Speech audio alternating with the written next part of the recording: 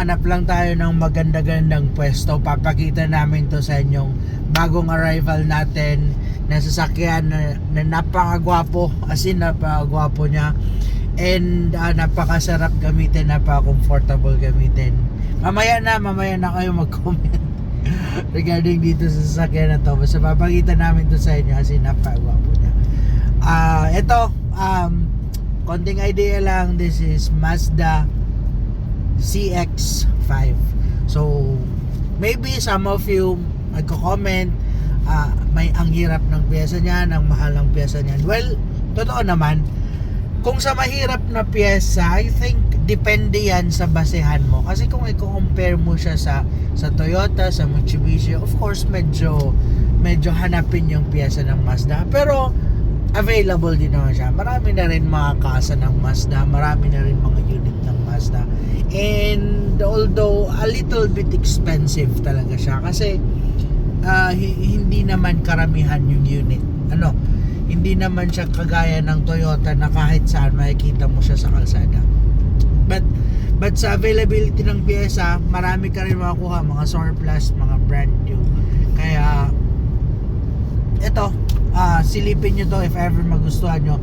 Lalo na kung ang hinahanap nyo 5-seaters at ayaw nyo ng sedan, gusto nyo medyo mataas or mga crossover. Ito, tingnan nyo to, baka magustuhan nyo. Napakagwapo nito. Ang ganda pati ng kulay niya, ang ganda nito, mas ceramic coat. Ang ganda nito kapag, syempre maganda to kapag binili nyo sa amin kasi syempre free palagi dyan ng ceramic coating. Basta magandang exterior color, i-free namin palagi ang ceramic coating para mas lalo nyo ma-appreciate yung sasakyan. Okay? Well, eto, driving na rin lang naman tayo. Tuloy na natin, kwento ko na sa'yo. Comfort sa pagdadrive, napakasarap, napaka-comfortable, ang sarap niya i-drive, ang lambot lang ng steering wheel niya, ang ganda ng shifting niya, ang ganda ng hatak niya, as in imagine 2.0. Pero sabi ng dating owner nito, napakatipid daw sa gas. As in, kung i-compare mo siya sa ibang crossover, matipid po siya sa gas. So mga 12 to 14 kilometers per liter. Again, i-compare pa rin siya sa mga tamang comparison. Baka kasi i-compare mo siya sa Toyota Vios na 1.3, natural mas matipid yun. Pero dito kung sa crossover mo siya i-compare, napakatipid din po niya gamitin. Then comfort, ibibigay din talaga sa iyo yung comfort. And ang suspension niya, ang ganda, ang handling niya, ang ganda. Tapos hindi ka mabibitin sa takbo. Ayan, nice one. Tapos ang bilis niya, ang ganda ng handling niya, hindi ka bitin sa takbo kahit sa mga pahon. Ang ganda ng kalsada. Silipin mo kalsada. Hindi ka talaga bibitin. Grabe. Nice one.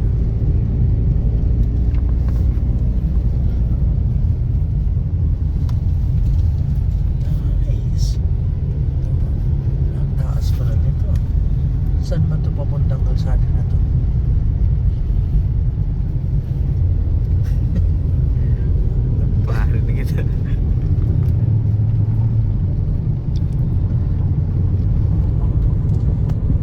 Wala siyang kalampag, walang mga vibration.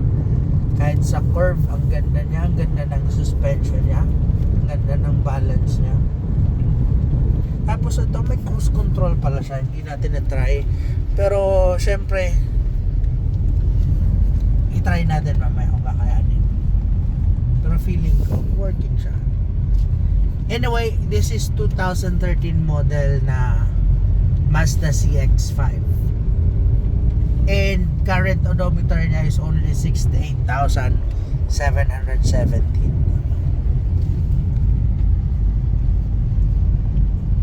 na to? Hindi kaya papunta na to sa ano? Bakit eh? Ha? Hindi ko alam kung kalsaan na to ah.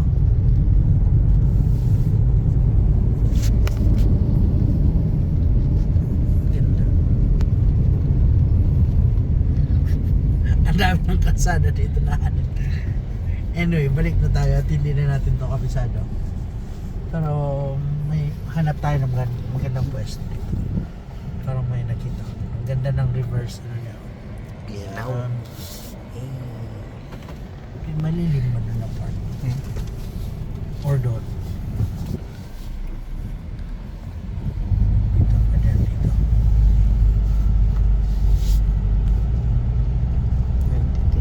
Ah.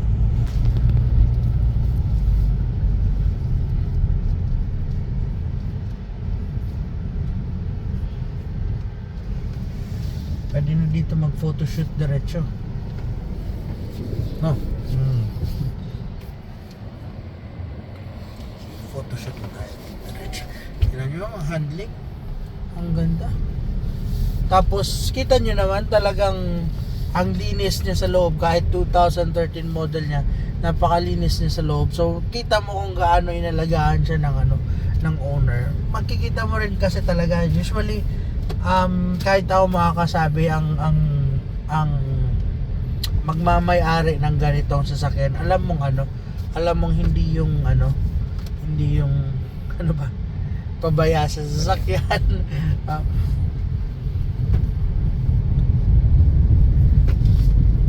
Dito tayo, palitan natin yung exterior body.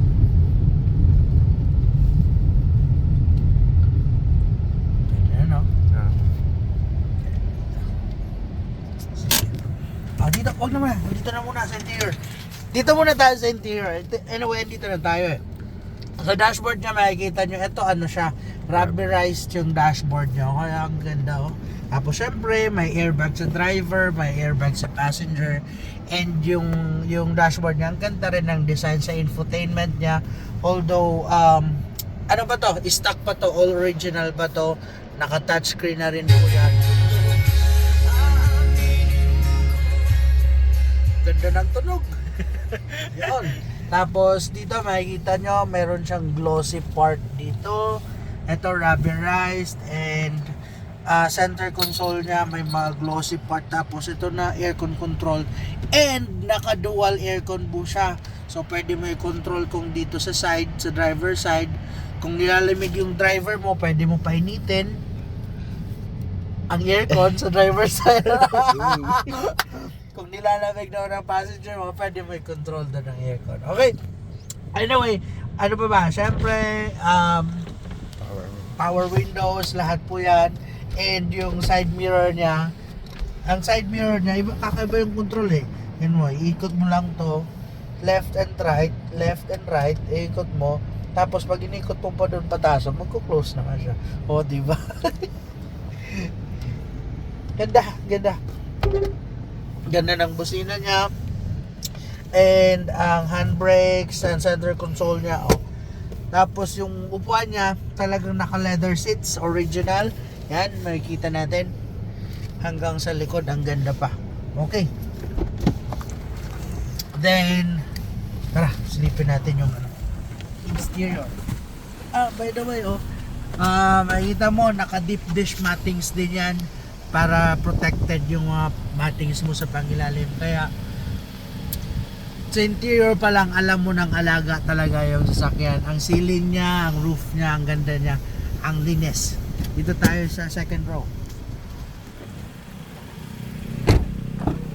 Dito sa second row yan, very comfortable din siya. May center armrest din, may dalawang bottle holder, so pwede dito dalawa. Then pwede mo itaas para maging tatluhan. Of course, kung maliliit kaya maging apat. Then pwede rin to diba? So kung dalawa lang kayo magkasama, tapos marami kayong luggages, pwede nyo to i-fold parehas para mas marami kayong may lagay. Ayan may mga freebies pa to. Pero ito hindi to. Yan, mga freebies na yan kasama. Tapos napakalinis niya, as in napakaganda. Tara, sa pinakalikod.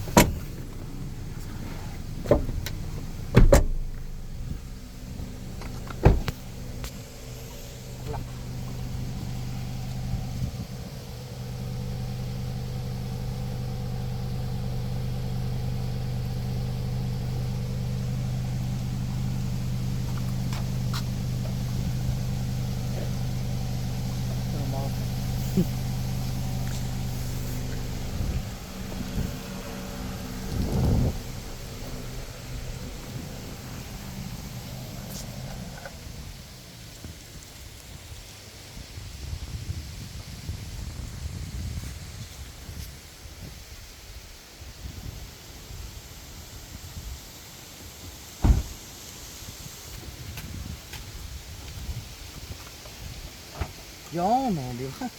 Yan, no? Nakakaligod, ang ganda.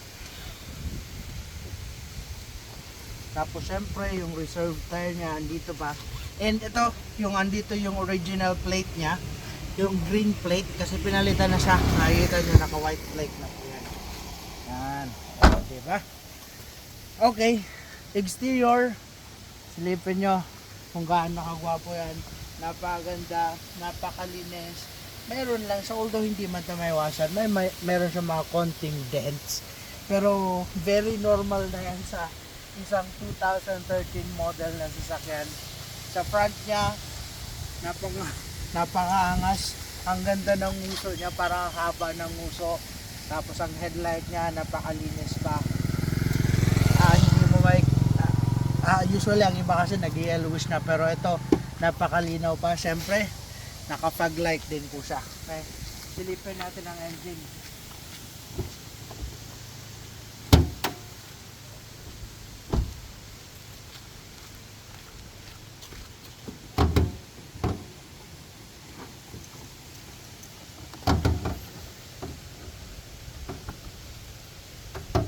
Yung wow,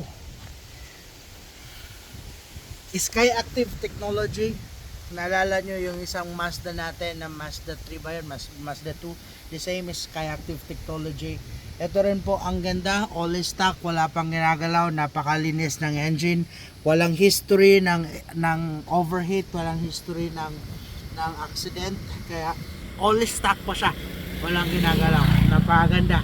Again, this is kung titingnan mo, parang hindi 2013 sa linis po niya. Ang ganda, ang ganda. Okay. So ito, pag-uusapan na lang natin nito syempre yung presyo. Pero yun nga, kung sa amin, kung makukuha nyo to, again, dahil napakaganda ng kulay niya, i-free ko na sa inyo yung ceramic coating nito. Asking price for this one is 550,000. Price is still negotiable upon viewing. Pag-usapan na lang natin. Pwede po ito sa cash, pwede po ito sa financing.